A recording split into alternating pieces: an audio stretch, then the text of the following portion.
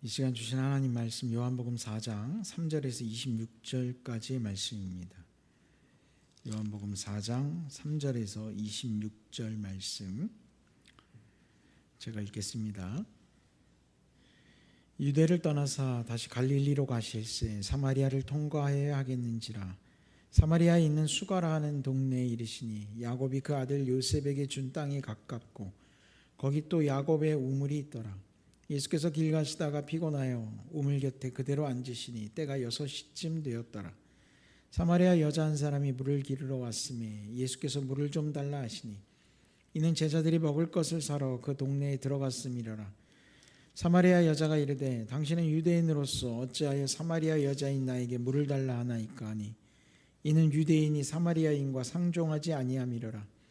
예수께서 대답하여 이르시되 내가 만일 하나님의 선물과 또 내게 물 좀 달라 하는 이가 누구인 줄 알았더라면 내가 그에게 구하였을 것이요 그가 생수를 내게 주었으리라.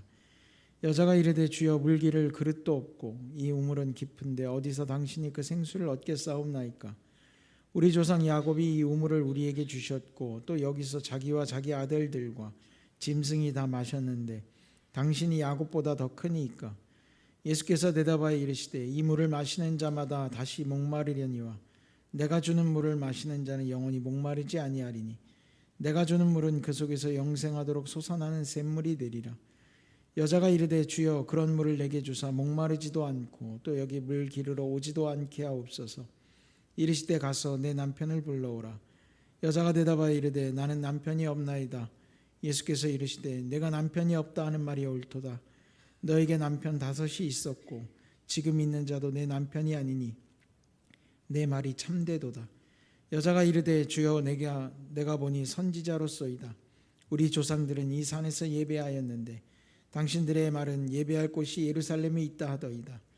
예수께서 이르시되 여자여 내 말을 믿으라. 이 산에서도 말고 예루살렘에서도 말고 너희가 아버지께 예배할 때가 이르리냐. 너희는 알지 못하는 것을 예배하고 우리는 아는 것을 예배하노니 이는 구원이 유대인에게서 남이라. 아버지께 참되게 예배하는 자들은 영과 진리로 예배할 때가 오나니 곧 이때라. 아버지께서는 자기에게 이렇게 예배하는 자들을 찾으시느니라. 하나님은 영이시니 예배하는 자가 영과 진리로 예배할지니라. 여자가 이르되 메시아 곧 그리스도라 하는 이가 오실 줄을 내가 아노니 그가 오시면 모든 것을 우리에게 알려주시리이다. 예수께서 이르시되 내게 말하는 내가 그라 하시니라. 아멘. 할렐루야. 오늘도 여러분들 가운데 은혜가 충만하기를 간절히 축원합니다. 자, 오늘 말씀 제목은 영원히 목마르지 않으리라 라는 말씀의 제목으로 여러분들과 은혜를 나누고자 합니다. 제가 11월 달을 시작하면서 예배에 대한 이야기를 찬양 가운데 문을 열면서 또 한 번 말씀을 드렸고 지난달에도 우리가 예배에 대한 이야기를 했었습니다. 예배라고 하는 것을 우리가 좀 생각해 보면 예배는 우리 신앙의 가장 기본이면서도 어떻게 보면 최고의 증거가 아닐까, 우리 믿음의 증거가 아닐까 이런 생각을 해보게 됩니다. 그 예배를 통해서 내가 그리스도인임을 증명하는 것이고 그 예배가 우리가 할 수 있는 최고의 바로 주님을 향한 경배의 모습. 우리가 그 예배가 어려움을 겪었던 시기가 있죠. 불과 몇 년 되지 않았습니다.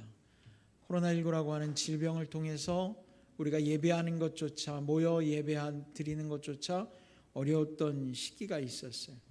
그 어려움을 겪으면서 많은 어려움의 현상들이 더 증가되는 것들을 봤습니다.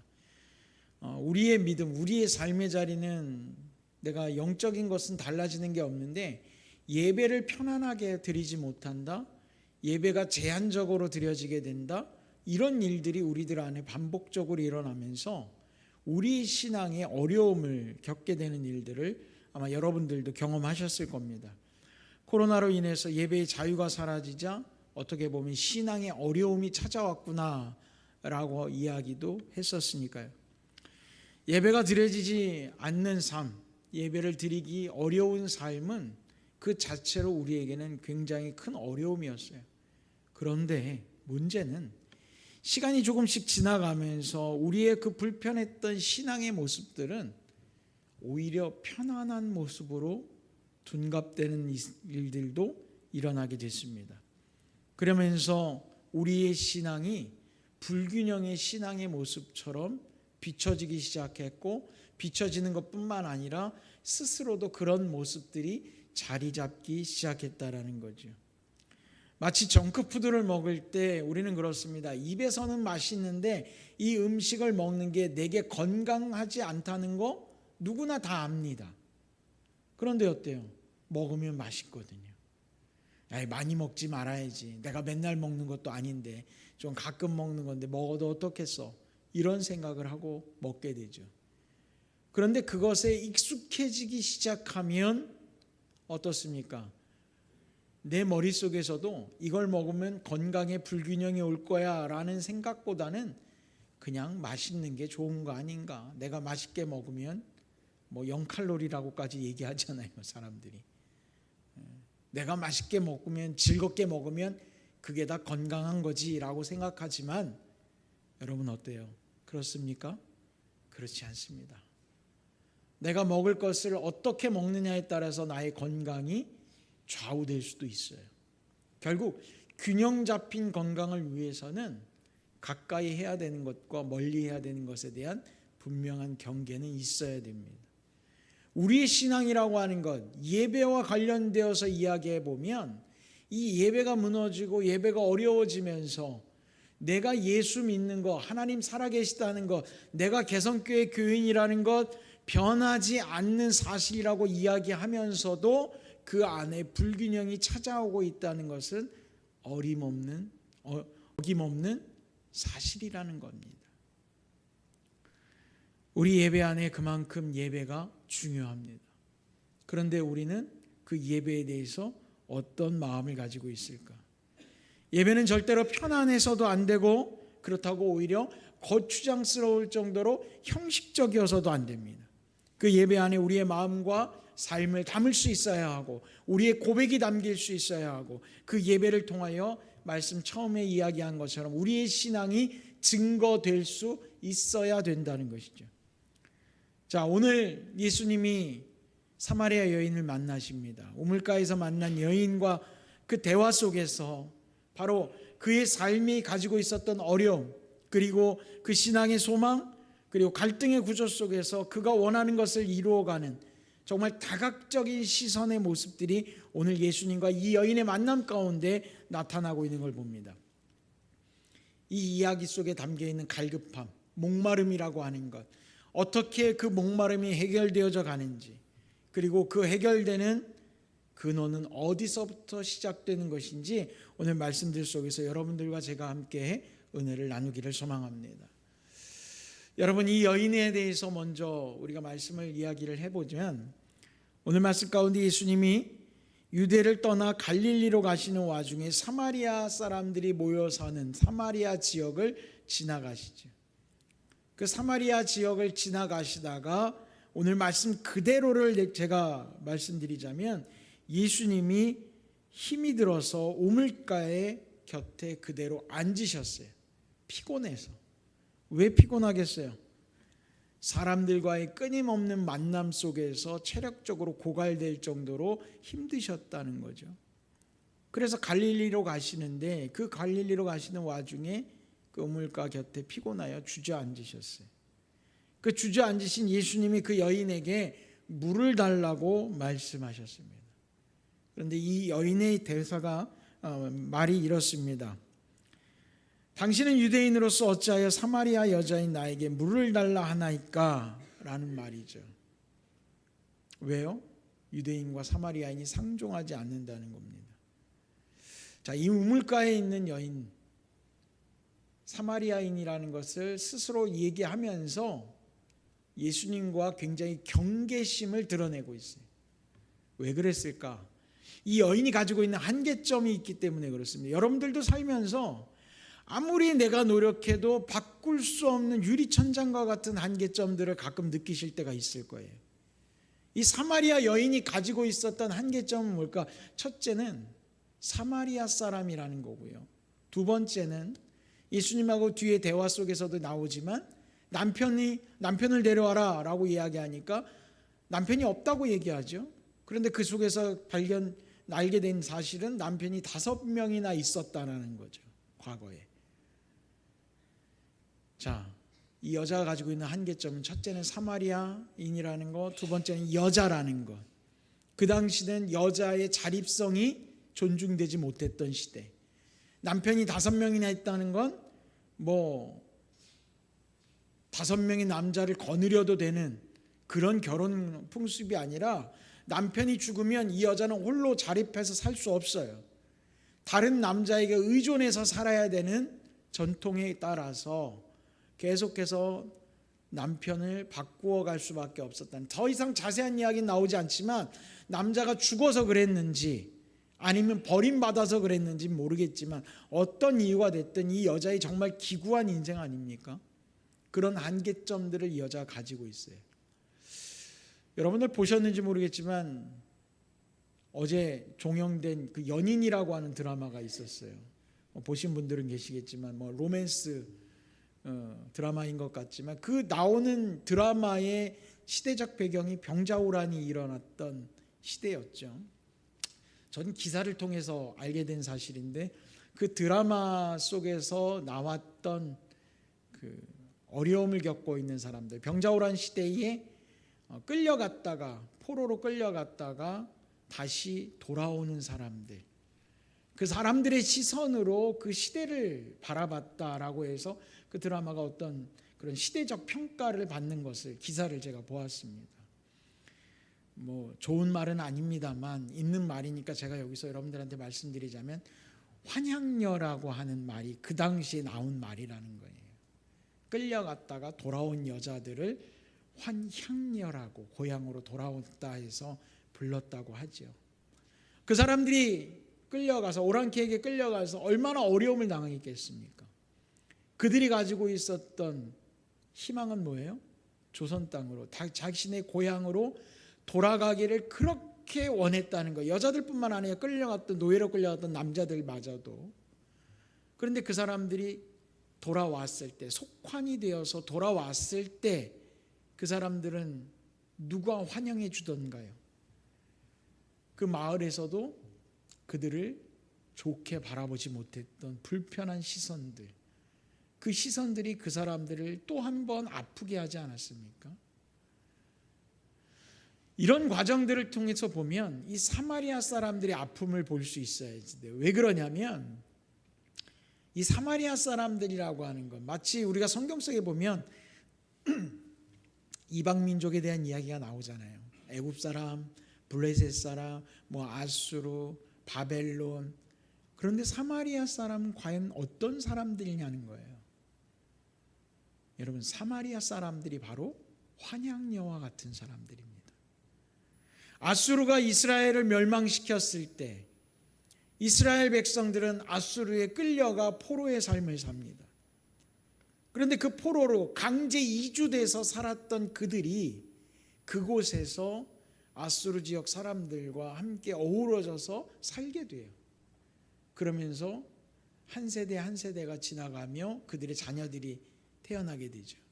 그러나 우리는 알고 있죠. 이스라엘 백성들의 그런 유일한 민족성을 가지고 있지 않습니까?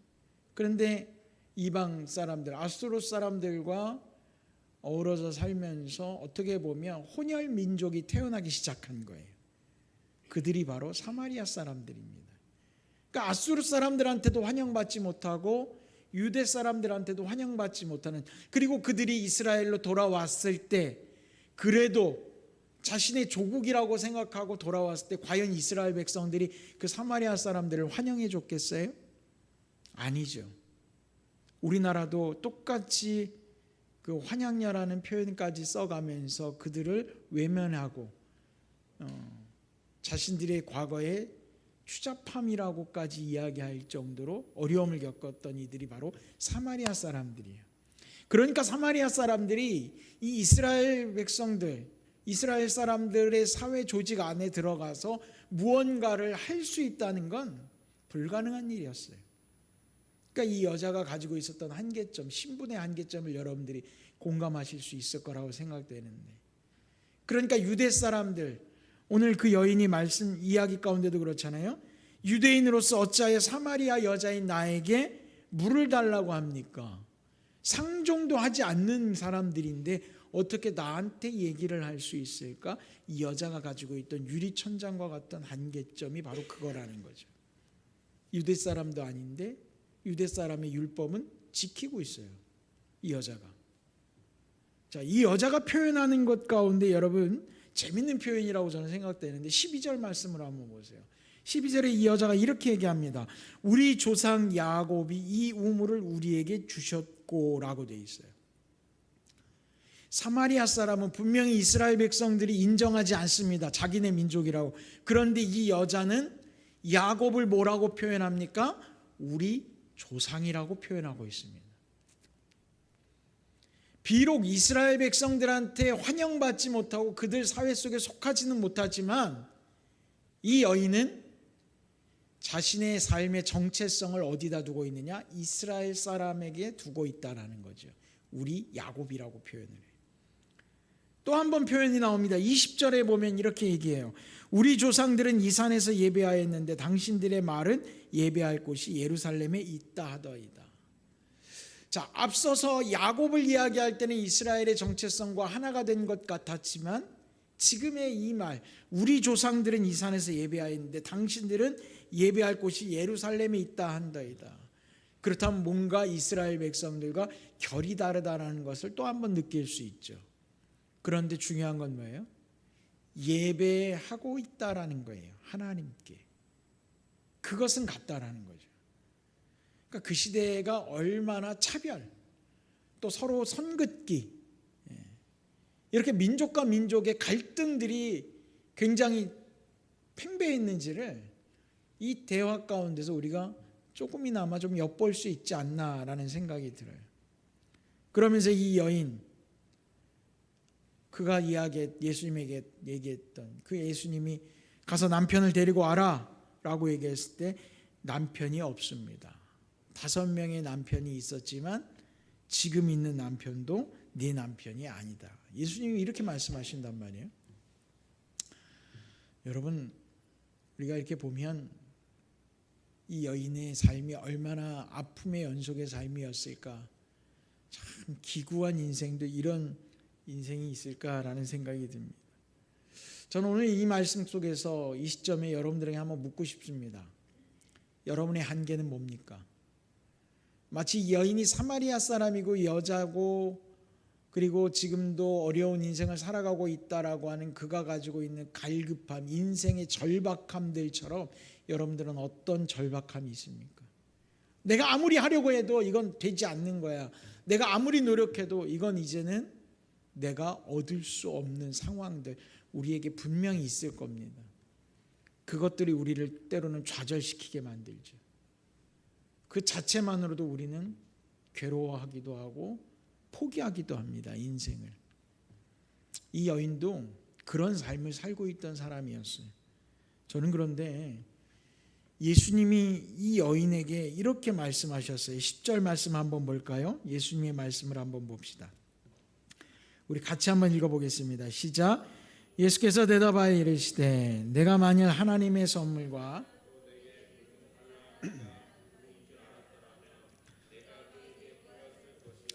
그가 생수를 내게 주었으리라. 아멘. 자, 이 말씀을 통해서 이 여자가 기다리고 있던 그리스도, 자기의 삶의 한계와 어려움을 해결해 줄 수 있는 그 메시아, 그를 기다리고 있다라는 것을 내포하고 있고 그 안에서 내가 하나님의 선물과 그리고 내가 누구인 줄 알았더라면 이라고 하는 이 말씀 속에서 그 여인이 삶의 희망을 발견할 수 있었을 것이다 라고 하는 미리 암시적인 얘기를 하게 되죠. 그리고 나서 이 여인과의 훗날 대화 가운데 이 여자가 이런 얘기를 했습니다. 우리 조상들은 이 산에서 예배하였는데 당신들은 예루살렘에서 예배할 곳이 예루살렘에 있다 하더이다. 굉장히 뜬금없는 얘기를 하죠. 이 여자가. 지금 물을 달라, 사마리아 사람이다, 유대인이다, 남편이 어딨냐 이 얘기를 하고 있는데 갑자기 이 여자가 이 얘기를 했다면 예배에 대한 이야기를 꺼냈단 말이에요. 왜 그랬을까라는 거야. 바로 이 여자가 가지고 있던 한계점, 어려움들, 극복할 수 없는 어려움을 이 여자는 어떻게 해서든지 마음속에서라도 해결하고 싶은 마음이 없었겠어요? 갈급함이라는 게 있을 거 아니에요. 마치 예수님이 목이 말라서 물을 달라고 했던 것처럼 이 여인도 풀리지 않는 자기 인생을 좀 해결받고 싶은 마음을 가지고 있었는데, 그것을 어떻게 가지고 있었을까? 바로 신앙의 힘으로 이 여자도 버티고 있었다라고 느낄 수 있는 말이라는 거예요. 야곱의 이야기, 우리 조상 야곱, 아브라함과 이삭과 야곱에게 주셨던 하나님의 약속, 그 약속을 믿고 이 여인도 이곳에서 우물을 기르며 물을 떠다 마시면서 하나님이 분명히 약속하셨던 그 약속이 이 기구한 인생의 나에게도 분명히 해결점을 주지 않겠는가라고 하는 믿음을 가지고 있었다라는 거예요. 이 여자가. 예수님은 오늘 그 여자의 마음을 꿰뚫어 보고 계신 거죠. 어떻게 보면 내 인생 끝났다라고 생각하고 있을 수도 있지만 이 여자는요, 절대로 희망을 포기하지 않았어요. 여러분, 여러분들의 삶에도 어려움이 있을 겁니다. 그 어려움 포기하지 마십시오. 그리고 그 어려움에 대한 희망을 어디서 우리가 가져갈 것인가 라고 이야기할 때, 여러분, 하나님을 향한 믿음 속에서 먼저 찾으십시오.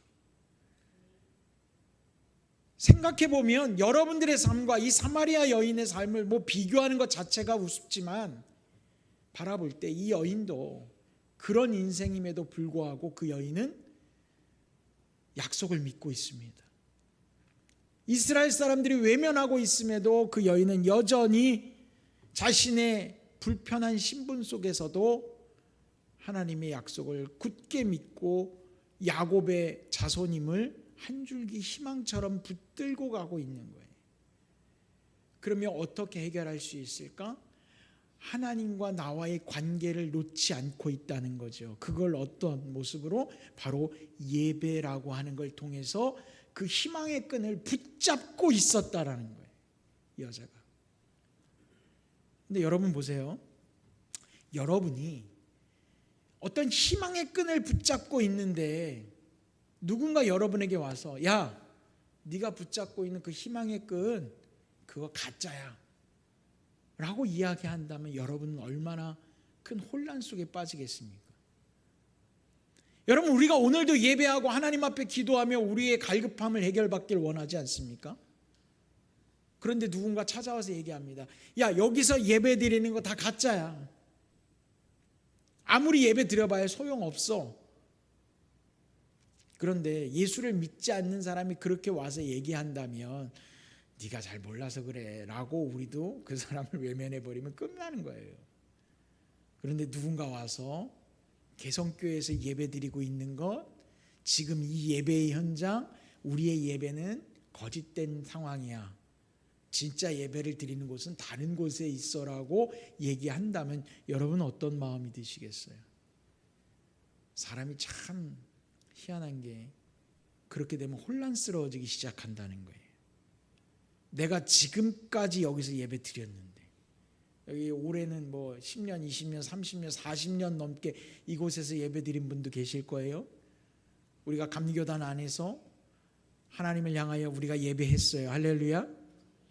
우리가 모여서 신실한 믿음으로 우리의 삶을 드려 예배했다고 생각했는데 누군가 와서 이 예배는 거짓 예배야 라고 얘기한다면, 그렇게 오랜 시간 예배를 드렸음에도 우리 모두가 굳건한 믿음으로 흔들리지 않는다면 감사하겠지만 누군가는 흔들릴 수도 있는 사람들이 나타난다는 거예요. 그걸 노리고 찾아오는 게 여러분 이단입니다. 그리고 그 진위성에 대해서 흔들 때에 나는 놓치고 싶지 않은 갈급함이 있어요. 그러면서도 이게 그래도 속 시원했으면 좋겠잖아요. 이게 정말 진짜일까? 가짜일까? 이런 생각 들지 않습니까? 여러분, 약을 먹으면서도 이 약을 먹으면 낫겠지라는 생각을 하고 먹는 분도 있지만 정말 나을 수 있을까? 라고 하는 의심이 드는 분들도 있을 거예요. 우리는 늘 의심병에 들 때도 있지 않습니까? 그 진위성에 대해서 이 여자는 자기가 가지고 있는 한 줄기 희망은 오롯이 예배를 드리는 일인데 그 예배에 대해서 여기서 예배하는 게 아니라 유대인들은 예루살렘에서 예배해야 된다고 이야기하더라. 그럼 우리가 예배드리고 있는 게 이게 잘못된 건가? 라고 하는 의문을 예수님께 내려놓고 물어보는 거예요. 참 이 여자의 정체성은 왔다 갔다 합니다. 사마리아 사람이지만 유대인들의 어떻게 보면 그 기득권을 또한 인정해주는 표현이라고 저는 생각이 돼요.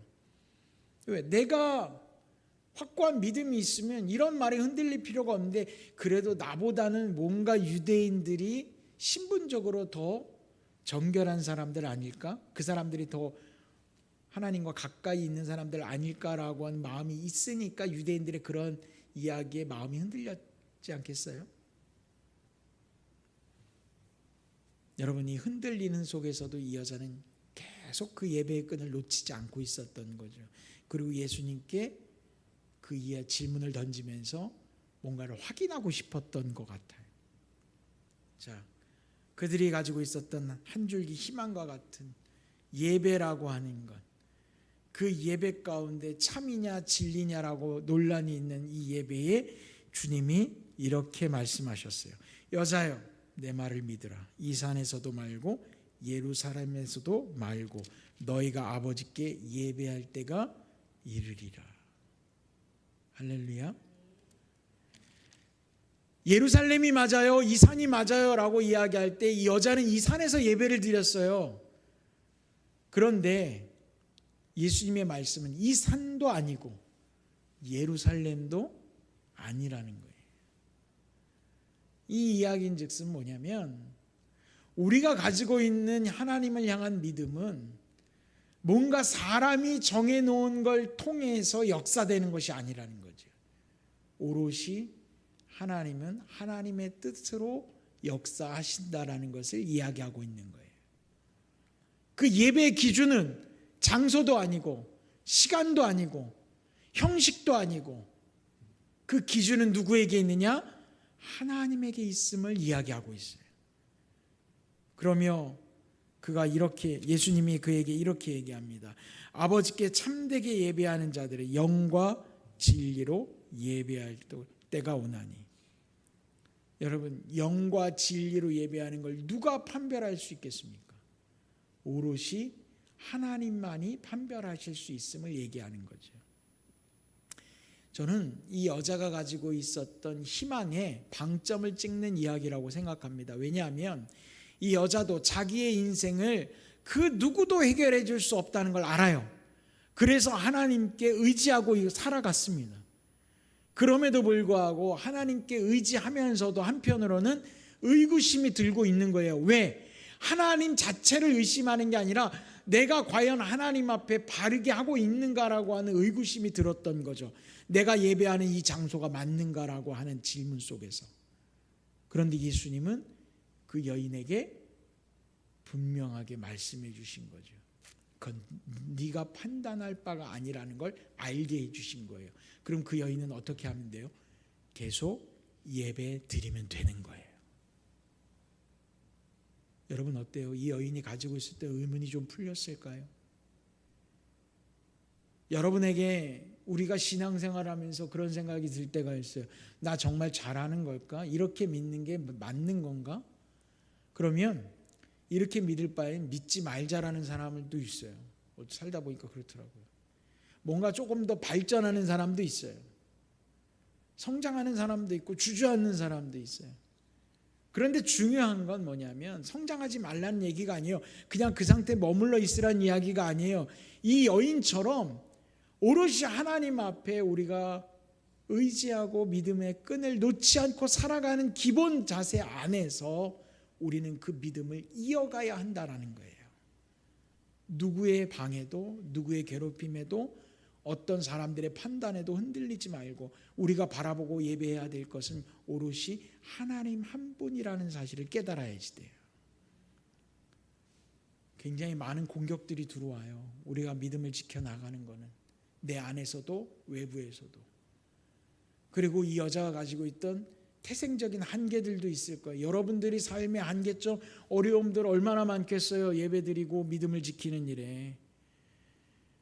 여러분, 저는 그렇게 생각해요. 시간이 흘러가고 시대가 발전하면 발전할수록 우리가 믿음을 지키는데 우리를 공격하는 요소들은요, 늘어나면 늘어났지 줄어들지 않아요. 우리나라가, 대한민국이 정말 불같이 부흥의 물결이 막 일어나고 부흥할 때 그때와 지금을 비교하면 뭐가 달라졌냐 자꾸 얘기해요. 그런데 내부의 모습들도 달라졌겠지만 외부에서 달라진 걸 찾아보자면 시대가 정말 달라졌어요. 예전에는 그 믿음의 끈을 방해하는 요소들이 많지 않았어요. 그러나 요즘은 세상의 유혹이 너무 많아요. 세상에서 믿음을, 생활을 이어가는데 방해하는 요소들, 철학적인 부분도, 내 삶의 모습들도, 주변인들도, 사회의 구조들도, 모든 것들이 믿음을 지키는 일에 불필요한 요소들로 채워져 가기 시작하고 있어요. 그래서 우리가 이 예배를 드리고 믿음을 지키는 일이 더 어려워지고 있는 거예요. 그렇다고 마냥 과거로 돌아갑시다라고 하는 것 맞지 않아요. 그럼 우리는 어떻게 이 믿음을 지켜야 할 것인가 라는 것이죠. 그래서 우리가 지금 이 시대가 더 예배에 갈급한 시대가 되어야 되는 거예요. 예배의 소중함을 더 깨닫는 시대가 되어야 되는 거예요. 예수님이 이 여인에게 말씀하셨던 것, 신령과 진정으로 예배해야 되는 때가 오고 그 영과 진리로 예배하는 자들을 하나님이 찾으시겠다라고 하는 것, 우리가 보일 수 있는 가장 기본으로 되돌아가는 건 과거의 삶의 패턴으로 돌아가는 것이 아니라 우리의 예배가 더욱더 하나님 앞에 가까이 갈 수 있는 모습이 되어야 한다는 사실이죠. 여러분, 다른 것들은 포기할 수 있어요. 다른 것들은 버릴 수 있어요. 그러나 예배는 우리가 끝까지 지켜가야 된다는 사실을 여러분들이 깨달으셨으면 좋겠어요. 오늘 이 여인의 삶을 바꿀 수 있는 건 사람이 아니라 바로 하나님이시라고 하는 것. 이 여인도 자신의 목마름을 해결하기 위해서 이렇게 저렇게 세상 속에서 살았던 것이 아니라 그는 끝까지 믿음을 지키고 예배하며 살았던 것, 그리고 그 예배의 능력을 예수님께서 그 여인에게 방향성을 알려주고 계신 것. 오늘 우리도 이 예배의 소중함을 깨닫기를 바랍니다. 여러분들의 삶에 우리의 신앙을 방해하는 요소들, 우리를 흔드는 것들이 아무리 많을지라도 우리가 이 예배를 통하여 우리의 희망의 출구를 발견할 수 있기를 바랍니다. 그리고 오늘 우리가 이렇게 예배함으로 하나님 가운데 더 한 발 가까이 나아갔다라는 사실을 여러분들이 깨달으셨으면 좋겠어요. 누군가 여러분들을 칭찬해야 한다면 우리의 예배를 통해서 칭찬받기를 원합니다. 여러분의 믿음이 성장한다면 그건 우리의 예배를 통해서 성장하길 원합니다. 그리고 그 예배가 바로 우리 삶의 희망이 되기를 소망합니다. 기도하겠습니다. 하나님 아버지, 날마다 우리는 우리의 삶에서 목마름을 느낍니다.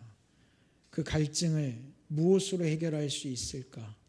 우리는 찾아다니기 바쁜 시간들을 보냅니다. 그러나 바로 주님 앞에 예배함이 우리의 영혼이 목마르지 않으며 또 우리의 갈급함을 해결하는 방법이요, 우리의 희망의 출구인 줄로 믿습니다. 이제 우리의 예배가 주님 앞에 온전히 드려질 때 영원히 더 이상 목마르지 않는 우리의 충만함을 주님 우리가 깨닫게 하여 주옵소서. 무엇보다 주님을 예배함이 우리의 믿음의 고백이요 증거요 우리의 기쁨 되게 하여 주옵소서. 예수님의 이름으로 기도드렸습니다. 아멘.